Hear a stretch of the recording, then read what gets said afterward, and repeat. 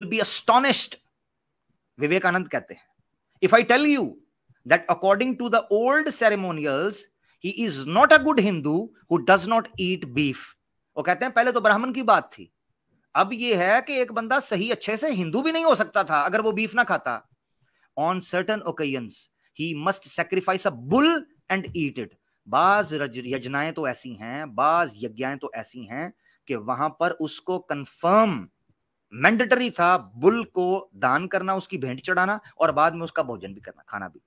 This that is disgusting now. अब लोगों को यह बुरा लग रहा है। However, they may differ from each other in India in that they are all one. वो स्वामी विवेकानंद कहते हैं मगर अब हालत क्या है कि हिंदू हर चीज में झगड़ रहा है, इख्तलाफ में इंडिया में, मगर इस विषय के ऊपर वो एक है कि दे नेवर ईट बीफ, वो बीफ नहीं खा रहे। आगे वाला जुमला आखिरी हाईलाइट जो है वो पढ़कर आगे बढ़ता हूं। The ancient sacrifices and the ancient gods they are all gone. ठीक हो गया। मॉडर्न इंडिया जो है वो सिर्फ और सिर्फ स्पिरिचुअल वेदा के ऊपर चल रहा है। देवताओं की पूजा कर ली, मंत्र पढ़ लिए, 7 फेरे ले लिए, शमशान घाट में चिता को अग्नि लगा दी, अस्थियां बहा दी, ऊपर को देख के पूजा, सूर्य नमस्कार कर दिया, बुजुर्गों के पांव छू लिए, मंदिर की टल्ली बजा दी, दान दक्षिण कर दिया, सर चुटियां मंडवा दी, नामकरण कर दिया, दूसरे संस्कार फॉलो कर दिए। मगर वेद के जो असल जो आदेश थे उनको आहिस्ता आहिस्ता सनातन धर्म के लोग भूलना शुरू हो गए। ये वजह है कि हिंदू ने मीट खाना क्यों छोड़ा। समझ आ रही है आपको ये चीज है? सैम भाई कुछ कहना चाहेंगे? फिर मैं आगे बढ़ता हूँ। जी आमिर भाई, जी आमिर भाई, बिल्कुल।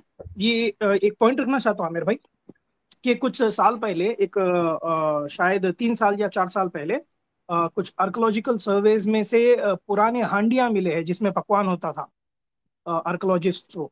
तो उसमें से मीट के कुछ ट्रेसेस मिले। तो मीट उसमें शीप्स का भी था और बुल्स का भी था। तो ये बात निकली और दब भी गई जब का दबी।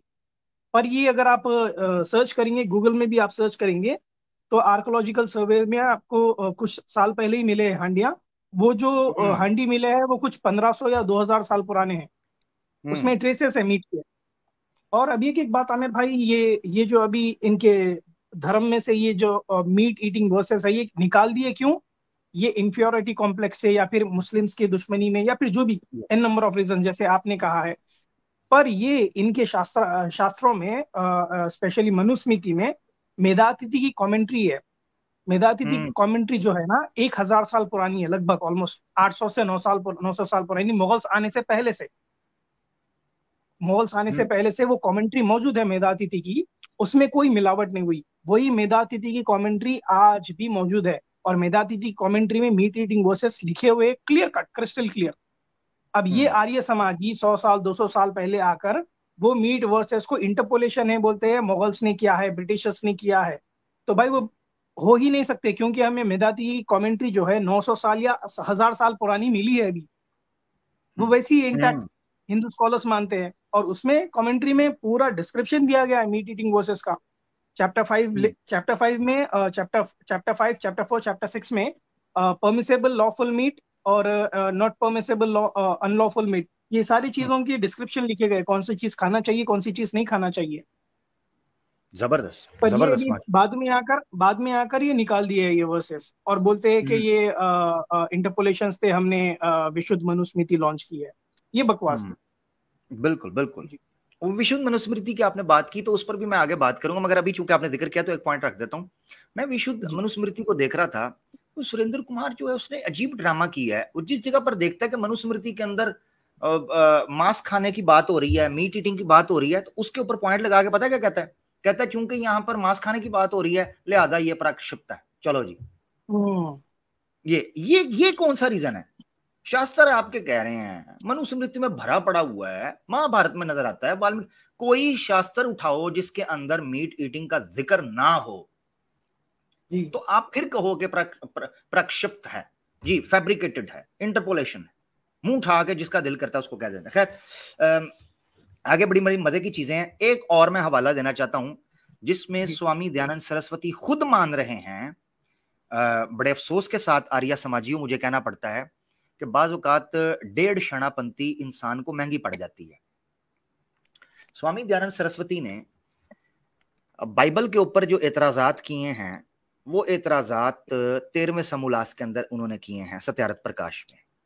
उनमें एतराज़ात करते हुए स्वामी दयानंद साहब की जुबान फिसल गई। एतराज करना था बाइबल के ऊपर और हमारा फायदा कर गए। अब जो लोग कह रहे हैं नहीं जी वेदों के अंदर नहीं है, इंटरपोलेशन हुई है, फलानी हुई है, कुर्बानी है, किसी चीज का जिक्र नहीं है, ये देखें स्वामी दयानंद क्या कहते हैं। ये हवाला भी बड़ा यूनिक है, आर्या समाजी गौर से देखें तो ये त्रियदशम समोल्लास है, यानी 13वां समोल्लास है, और इसका सफा बनेगा 385 उसमें 14वां एतराज यानी 14th ऑब्जेक्शन बाइबल के ऊपर करते हुए वो कहते हैं स्वामी दयानंद सरस्वती, वो कहते हैं और नूह ने परमेश्वर के लिए एक वेदी संस्कृत, पहले वेदी का समझ लें, वेदी संस्कृत जुबान के अंदर ऐसे स्थल को कहा जाता है, ऐसी लोकेशन को कहा जाता है, ऐसे हॉल को कहा जाता है जहां पर सैक्रिफाइसेस होती हैं। इसीलिए वेदी का दूसरा नाम होता है बलि वेदी या बल वेदी। इसका मतलब ये होता है कि ऐसी जगह जहां पर बलि दी जाती हो। ठीक है, ये याद रखना है, बलि दी जाती हो। अब आप गौर से देखिएगा। कहता है और नूह ने परमेश्वर के लिए एक वेदी बनाई और सारे पवित्र पशु और हर एक पवित्र पंछियों में से लिए, एक एक सब में से लिया, और होम की भेंट उस वेदी पर चढ़ाए। क्या मतलब कि एक एक जानवर को, एक एक परिंदे को, हर किस्म से लेकर उसने जो वेदी बनाई हुई थी परमेश्वर के लिए, यानी बलि की जगह बनाई हुई थी, वहां पर भेंट चढ़ाया। ये ऊपर वाला येलो देखें, होम की भेंट उस वेदी पर चढ़ाया जो ईश्वर के परमेश्वर के लिए बनाई हुई थी। ये उन्होंने इतराज किया है। अब उसकी समीक्षा करते हुए सैम भाई क्या कहता है जरा देखिएगा। समीक्षा करते हुए सत्यार्थ प्रकाश में लिखते हैं स्वामी दयानंद, ये वेदी के बनाने, होम करने के लेख से यही सिद्ध होता है कि ये बातें वेदों से बाइबल में गई हैं। ओहो, क्या बात है, क्या बात है। अब सवाल ये उठता है कि बाइबल में जिस बलि की बात हो रही है वो तो पशुओं को, पंछियों को काटने की बात हो रही है, भेंट चढ़ाने की। अब बाइबल पर एतराज करने के लिए डेढ़ शणापंथी अनफॉर्चुनेटली स्वामी दयानंद ने की, मगर गलती में बोल गए कि वेदी यानी बलि चढ़ाने वाली जगह बनाने, होम यानी उस बलि को भेंट चढ़ाने के लिए जो होम किया जाता है, यानी जो प्रोसेस है, रिचुअल, वो करने के लेख से, यानी इसको लिखने के तरीके से यही सिद्ध होता है कि ये बातें वेदों से बाइबल में गई हैं। क्या मतलब समझ आया आपको? कि हम जो उल्टा घी निकाल रहे थे, स्वामी साहब ने सीधी उंगली से निकाल दिया। उन्होंने कहा कि बलि, वेदी और होम में भेंट चढ़ाना जानवरों का, ये वेदों के अंदर से सिद्ध होता है और वेदों से ही बाइबल में गया है। असल में स्वामी साहब को आदत हो गई थी कि साइंस भी वेद से निकालनी है जी, और इसी तरीके से मेडिसिन भी वेद से निकालनी है, और इसी तरीके से हर किस्म का नॉलेज जो है वो वेद से निकालना है। तो स्वामी साहब का हर किताब के ऊपर पहला एतराज ये होता था ये सारा कुछ वेद से गया है। वो कॉपी पेस्ट करने वाले ने शायद उसी तरीके से स्वामी साहब से कॉपी पेस्ट करवा लिया कि जनाब बलि प्रथा निकल रही है यहां से, चलो जी ये भी वेदों से ही गई है, लो लेने के देने पड़ गए, आज हमारा काम सारा हो गया। ठीक है जी। अच्छा, यहां तक जो मैंने सबूत दिया है वो ये सबूत दिया है कि बड़े बड़े ज्ञानी और बड़े बड़े पंडित ये चीज मानकर चल रहे हैं कि बलि प्रथा मौजूद थी, जानवरों की कुर्बानी की जाती थी, मीट खाया जाता था, बल्कि वो ब्राह्मण ही नहीं होता था जो मीट ना खाए, बल्कि अच्छा हिंदू ही नहीं होता था जो बीफ ना खाए। ये सारी चीजें आपको इतिहास के अंदर मिलती हैं। क्यों छोड़ा उसकी रीजन मैंने आपको 2-3 प्रकार से दे दी है। एक, जैन और बुद्ध मत की जब यहां हुकूमत रही, उन्होंने डंडे मार मार के इनसे मीट छुड़वाया, ये अपोलोजेटिक हो गए। दूसरा, जब मुसलमान यहां पर आए और मुसलमान बीफ खाते थे, इन्होंने उनकी नफरत के अंदर बीफ अपने ऊपर हराम कर लिया, और ये चीजें होती हैं, ह्यूमन साइकी के अंदर ये चीजें पाई जाती हैं। अब मैं आपको एक हवाला दिखाने लगा हूं जिसमें ऋग्वेद का जो अनुवाद किया है राम गोविंद त्रिवेदी साहब ने। राम गोविंद त्रिवेदी साहब के पहले भी मैं कई हवाले पेश कर चुका हूं। यहां मैं ऋग्वेद के पहले मंडल का सूक्त 162 है वो आपके सामने रखूंगा, और उसके पूरा चैप्टर है, शुरू होता है, ठीक है, वो मैं रखूंगा। उसमें आपने देखना है, पहले मैं आपको थोड़ा सा बैकग्राउंड दे दूं। अश्वमेधा, ये अश्वमेधा जो होता है, ये अश्व, ये अक्ष्व, ये सारे लफ्ज बोले जाते हैं ऐसे घोड़े के ऊपर जिसको बलि देना हो। एक मिनट के लिए मान लें आर्य समाज के बकौल या दूसरे लोगों के ये मतलब नहीं होता, तो फिर ये राम गोविंद त्रिवेदी साहब क्या पागल थे? क्योंकि मुझे फैसला करना है ना। आप लोग खुद हिंदी अनुवाद निकाल लें, देख लीजिएगा। आप ही कहा करते थे हिंदू अनुवाद पेश करो, मैक्स म्यूलर हमें बड़ा चुभता है, मैंने मैक्स म्यूलर को डिवोर्स कर दिया। अब आपकी तरफ आता हूं तो आप कहते हो कि पहले कॉन्ट्रैक्ट बनाओ। ये बड़ा मामला है। तो अपनी स्क्रीन पर देखें, ऋग्वेद मंडल 1 का सूक्त 162 है और मंत्र इसका बन जाएगा 3-4 आपकी स्क्रीन के ऊपर। वो क्या कहते हैं? वो कहते हैं सब देवों के लिए उपयुक्त छाग पुष्ण के, ये पुष्ण अग्नि के दूसरा सिमिलर एक नाम है, के ही अंश में पड़ता है। छाग मैंने हाईलाइट किया, छाग संस्कृत जुबान में, ये ठेठ हिंदी के अंदर छाग कहते हैं उस बकरे को जो बलि के लिए तैयार हो, छाग, या ओवरऑल बकरे को भी कहते हैं, गोट को, शीप को, इस काइंड को। वो कहते हैं सब देवों के लिए उपयुक्त छाग पुष्ण के ही अंश में पड़ता है। उसी शीघ्रगाभी अश्व, शीघ्रगाभी कहते हैं बहुत तेजी से दौड़ने वाली चीज, तो अश्व का कहते हैं घोड़े को। तो कहते हैं उस बकरे को जो के अग्नि के अंदर डाला जाता है और सब देवताओं के लिए पेश किया जाता है, उसको तेज भागने वाले अश्व घोड़े के साथ सामने, यानी घोड़े के साथ सामने लाया जाता है, यानी दोनों को एक साथ देवों के सामने पेश किया जाता है। उत्विक स्वष्टा देवता के सुंदर भोजन के लिए अश्व के साथ इस छाग से सुखाधा प्रोडशा तैयार किया जाता है, या तैयार किया जाए। इसको समझा देते हैं क्या है मतलब ये। वो कहते हैं छाग हो, छागा यानी वो बकरा, और वो अश्व जो इन देवताओं के, ये सब देवताओं के सामने पेश किए जाते हैं, उनको लेकर आया जाता है सुंदर भोजन के लिए। अब सुंदर भोजन को तैयार करने के लिए वो कहते हैं सुखाध प्रोडशा। अब प्रोडशा, मुझे जो चीज समझ आई है, क्योंकि मेरी हिंदी भी कमजोर है, संस्कृत भी, तो प्रोडशा जो है, या प्रूडशा, ये प्रोसना से शायद निकला हो करीब करीब। तो प्रोडशा का मतलब और प्रोसना का मतलब होता है किसी को सर्व करना।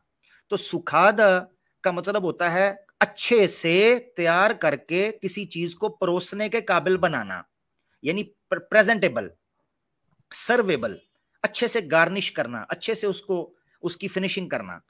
तो ऐसा भोजन, सुंदर भोजन तैयार किया जाता है बकरे और अश्व के साथ, दोनों को मिलाकर के, जो देवताओं के सामने पेश किया जा सके।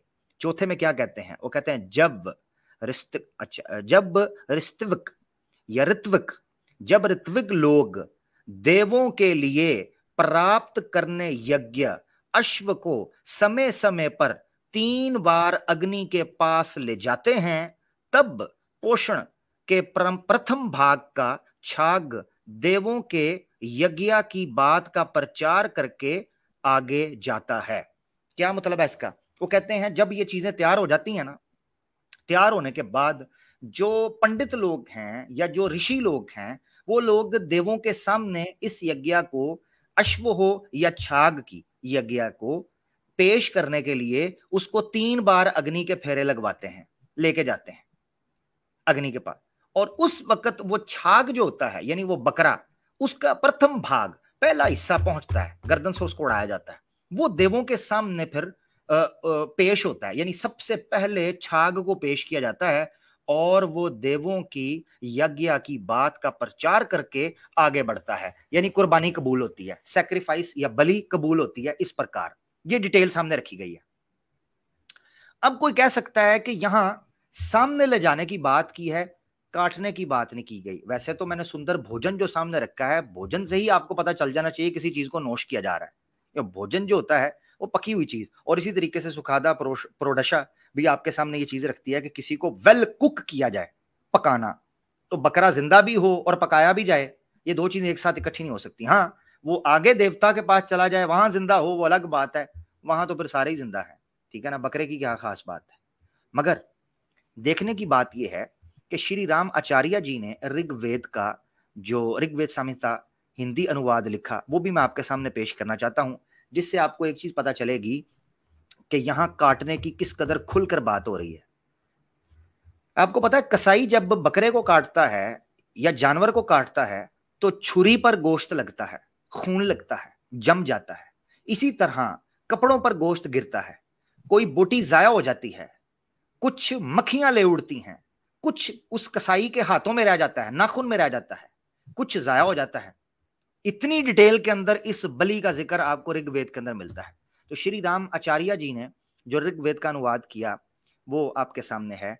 मंत्र सिर्फ चला जाएगा 9, तो 3 और 4 पहले त्रिवेदी राम गोविंद त्रिवेदी जी का पेश किया, ये श्री राम आचार्य जी का नवा जो मंत्र है उसका अनुवाद पेश कर। वो कहते हैं अक्ष्व या अश्व, तो अक्ष्व कहते हैं घोड़े को, वो कहते हैं अक्ष्व का जो विकृत यानी बिगड़ा हुआ, बचा हुआ विकृत भाग मक्खियों द्वारा खाया जाता है, जो उपकरणों में लगा रहता है, जो याजक के हाथों में तथा जो नाखूनों में लगा रहता है, वह सब भी देवता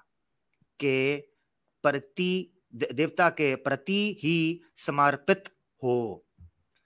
क्या मतलब है जी इसका? मतलब यह है कि इवन के जो बलि चढ़ाते हुए जो गोश्त छुरी पर लग गया, इधर उधर गिर गया, इवन मक्खियों ने ले उड़ा, नाखून में जो लगा, वो सब गोश्त वो कहते हैं वह सब भी देवत्वा के प्रति ही समर्पित हो, यानी उनके सामने पेश किया जाए, एक्सेप्ट हो, अकोमोडेट हो। ये वो बोल रहे हैं श्री रामाचार्य जी उस बलि के बारे में।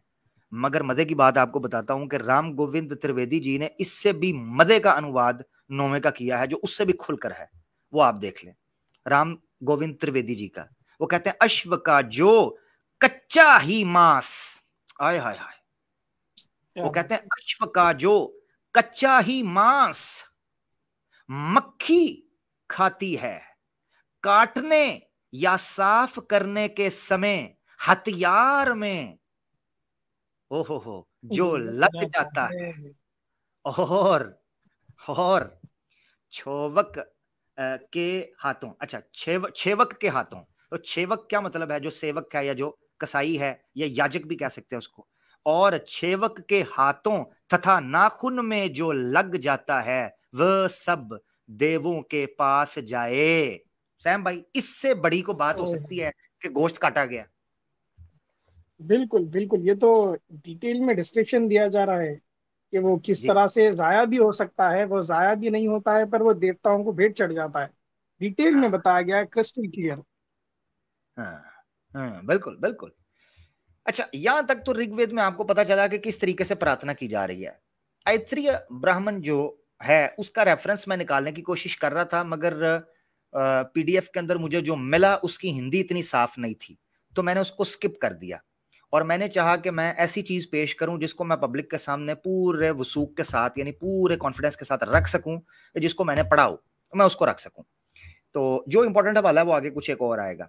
यजुर्वेद के अंदर एक पूरा अध्याय है। यजुर्वेद का अध्याय जिस तरह मैंने ऋग्वेद का श्री राम शर्मा आचार्य जी का पेश किया था, इसी तरीके से यजुर्वेद संहिता का अनुवाद जो लिखा है श्री राम शर्मा आचार्य जी और भागवती देवी शर्मा जी, यानी औरत ने और मर्द ने मिलकर यजुर्वेद का ये अनुवाद और भाष्य या अर्थ जो है उसको तैयार किया है। इसमें यजुर्वेद का जो 24वां चतुर्वंश अध्याय यानी 24वां 24th अध्याय है, वो पूरे का पूरा एक मिस्ट्री है। वो मिस्ट्री इसलिए है कि यजुर्वेद में 24वें अध्याय के अंदर 40 मंत्र हैं, 40 मंत्र, 40 मंत्रास 24वें अध्याय में। वो 40 के 40 मंत्रास बात करते हैं कि ये जानवर फलां देवता के लिए, ये जानवर फलां देवता के लिए, ये जानवर फलां देवता के लिए, पूरे belongs to that, belongs to that, belongs to that बात करते हैं। मगर अजीब बात यह है कि चाहे यजुर्वेद का भाष्य जो स्वामी दयानंद सरस्वती के द्वारा तैयार किया गया हो, या इंग्लिश में डॉक्टर तुलसी राम जो आर्य समाजी हैं उन्होंने लिखा हो, सब ने गोल कर दिया है इस चीज के ऊपर कि वो कहते हैं ये जानवर इस देवी का प्रतिमा या इसकी परछावा है, इसकी छाया है। यानी अगर आपने सूर्य को देखना है तो आप घोड़े को देखें, आपने राक्षस को देखना है तो आप कुत्ते को देखें। ठीक, तो वाह भाई वाह। हाँ, वो कहते हैं इस चीज के ऊपर। मगर मजे की बात बताऊं कि श्री राम शर्मा आचार्य जी ने अध्याय के शुरू में जो चीज थोड़ी सी समझाई वो मैं आपके सामने पेश कर देता हूं। वो कहते हैं इस अध्याय में अश्वमेध यज्ञ, अश्वमेध यज्ञ के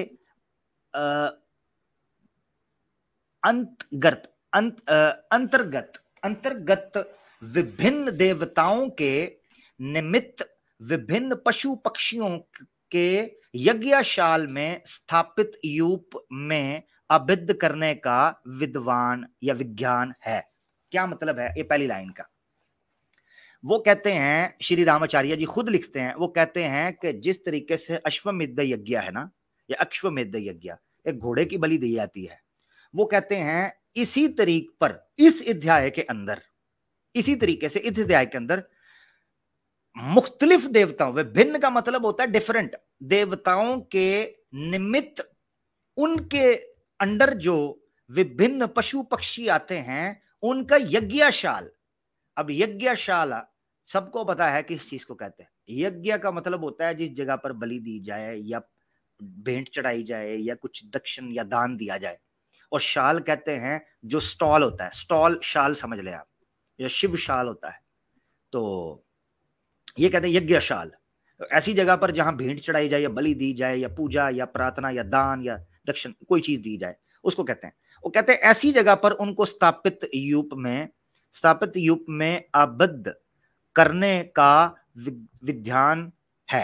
यानी इस अध्याय के अंदर यह बात रखी गई है कि किस किस पशु को, किस किस पक्षी को किस किस देवता के लिए यज्ञ में पेश करना है और वहां स्थापित करना है। अब वो आगे क्या कहते हैं दूसरी लाइन के अंदर, वो कहते हैं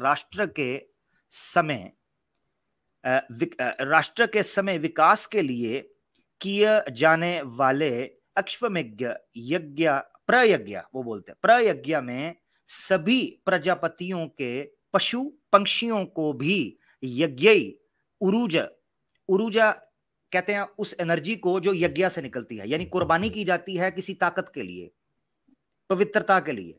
तो उस यज्ञ से जो पवित्रता या एनर्जी मिलती है या सोर्स मिलता है, वो राष्ट्र में पहले मुख्तलिफ प्रजापतियों के लिए ये चीज की जाती थी। तो वो कहते हैं अनुप्राणित करके उन्हें पुण्य वन में छोड़ दिया जाता था। ये मैं जुमला इसलिए पढ़ रहा हूं, उसको गौर से देखिएगा। इधर गोलमोल सैम भाई ये चीज की गई है और नादरीन गोलमोल ये चीज की गई है। वो ये कहते हैं कि राष्ट्र में होता ये था कि जानवरों को लिया जाता था और जानवरों को प्रजापतियों के लिए, राजाओं के लिए और देवी देवताओं के लिए खास कर दिया जाता था। किसी पशु को किसी देवी के लिए, किसी पक्षी को किसी देवता के लिए खास कर दिया जाता था। और उनसे यज्ञ उरूज का मतलब होता है कि उनको जब खास कर दिया जाता था ना किसी देवी देवता के लिए, तो यह मान लिया जाता था कि उस देवी देवता की एनर्जी इस जानवर के थ्रू हम तक पहुंच गई है। तो उस उरूजा से अनुप्राणित का मतलब क्या? प्राण जान को कहते हैं। तो अनुप्राणित का मतलब होता है दोबारा किसी को जिंदा करना, रीलिव, उसकी एनर्जी को रिचार्ज करना। तो वो कहते हैं कि उस यज्ञ की ऊर्जा से अनुप्राणित करके उन्हें पुण्यवन कहते हैं जंगल, दोबारा जंगल में छोड़ देना। तो वो कहते हैं ऐसे जानवरों को इकट्ठा किया जाता था यज्ञ के नाम के ऊपर और फला देवी देवता के साथ खास किया जाता था। जब उनसे वो ऊर्जा हासिल कर ली जाती थी और उन्हें अनुप्राणित कर लिया जाता था, तो उसके बाद उनको फिर पुण्यवन में छोड़ दिया जाता था। ये उन्होंने कहा है। और आगे उन्होंने कहा है कि आचार्य दूसरे भी थे जिन्होंने ऋग्वेद का भाष्य लिखा है, उन्होंने भी ये बात की है। जो थर्ड लास्ट लाइन में आपको नजर आता है, न तू हिंसया का मतलब यह है कि तू वायलेंस ना कर या नो वायलेंस। ठीक है, say no to violence, #no to violence, इसका मतलब यह है संस्कृत के अंदर। वो कहते हैं ये चीज भी कही गई थी। मगर आखिरी 3 लाइनें इस विषय के ऊपर आपको मोहर लगा देती हैं कि फिर इस सारे के सारे अध्याय का मतलब क्या है। अब ये मैं हिंदुओं को चाहता हूं इंटरेस्ट लें इस चीज के अंदर गौर से। आखिरी 3 लाइनें पढ़ने लगा। वो कहते हैं यहां जिन जिन पशुओं पक्षियों को जिन जिन देवताओं के निमित्त नियोजित करने का विद्वान विहित विवित है। यानी वो कह रहे हैं इस अध्याय के अंदर जिस जिस पशु पंछी को जिस जिस देवी देवता के साथ खास किया गया है, उनका चेतना स्तर पर परस्पर क्या संबंध है। वो कहते हैं ये अभी तक समझ नहीं आ सका कि उनका चेतना का क्या, ये चोतना का क्या मतलब है। चोतना का मतलब होता है बुद्धि के तौर पर, चोतना स्तर पर, रैशनल तौर पर, लॉजिक के तौर पर उसका क्या संबंध है सृष्टि व्यवस्था के लिए या समाज के लिए, उनका क्या विशेष उपयोग है। ये सब शोध के का विषय है। क्या मतलब है? वो कहते हैं कि इस अध्याय में ये तो बताया सैम भाई, बड़ा इंपॉर्टेंट, ये 3 लाइनें उन्होंने खुद लिखी हैं जिसको मैं पेश करना चाहता हूं। तो श्री राम आचार्य जी, शर्मा आचार्य जी कह रहे हैं कि ये तो मैंने लिख दिया है कि ये जानवर फला देवी देवता के लिए है, मगर उनका चेतना स्तर पर परस्पर क्या संबंध है मुझे नहीं पता। इनका रिलेशन क्या है कि क्या उस देवी देवता को सामने बिठा के देखते रहें, क्या उस जानवर को एक दूसरे के साथ छोड़ दें, क्या करें। सृष्टि व्यवस्था के लिए, यानी सृष्टि के नियम को चलाने के लिए, इस दुनिया में सर्वाइवल को करने के लिए, या फिर समाज के लिए उनका क्या विशेष उपयोग है, उनको क्या, उनका एक्सक्लूसिव यूज क्या है, खास इस्तेमाल क्या है। तो पता क्या कहते हैं श्री रामाचार्य जी, आखिरी लाइन येलो की, वो कहते हैं ये सब शोध का विषय है। क्या मतलब? कहते हैं अभी तक इस पर रिसर्च बाकी है, मुझे नहीं पता।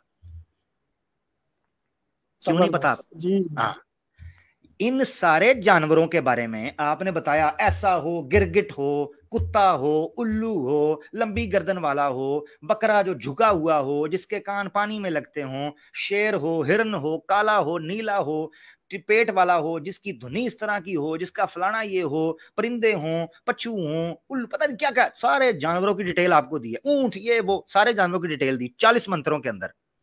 और आखिर में कहते हैं फला फला देवी देवता के लिए हैं, मगर पता नहीं है कि क्या करना है, उनको आकर छोड़ दिया जाता है। अफसोस की बात यह है कि मनुस्मृति के अध्याय 5 को आप पढ़ेंगे, जिसको आर्य समाजियों ने बड़ी खूबसूरती के साथ विशुद्ध कर दिया, या हिंदू भी उसको मानते चले जाते हैं। उन सारे मंत्रों के अंदर मनुस्मृति में इसी प्रकार एक एक पशु और एक एक पंक्षी की किस प्रकार कुर्बानी होगी, किस तरह खाया जाएगा, किसको नहीं खाया जाएगा, किसको किस तरह खाना है, किसको कच्चा खाना है, किसको पक्का खाना है, एक एक चीज बयान की गई है। तो महानु जी, मनुस्मृति जी को तो आराम से समझ आ गया यजुर्वेद के इस अध्याय 24वें अध्याय का क्या इसका विशेष उपयोग है। इसका समझ इनको नहीं आया तो स्वामी दयानंद भी घुमा गए। मगर आज मैं एक ऐसा हवाला पेश करना चाहता हूं, एंड में मनुस्मृति को पेश करूंगा। तो ऐसा वाला पेश करना चाहता हूं जो मुझे बड़ी दिक्कत के बाद मिला, मैं ढूंढ रहा था। एक चीज हमारे दोस्तों को पता होनी चाहिए कि सत्यार्थ प्रकाश के अंदर तब्दीलियां की गई हैं।